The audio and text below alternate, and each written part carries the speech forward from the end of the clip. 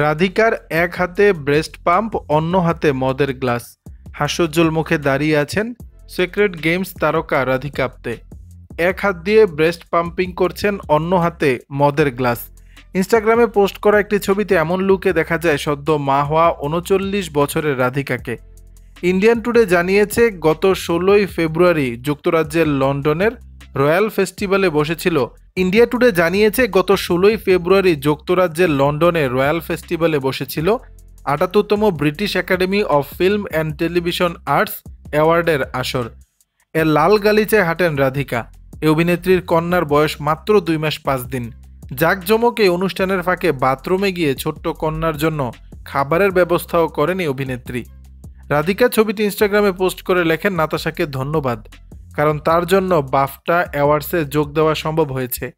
ওয়াশরুমে নিয়ে গিয়ে ব্রেস্ট পাম্পিংয়ের ব্যবস্থাই কেবল করেননি, বরং আমার জন্য শ্যাম্পেন এনে দিয়েছিলেন।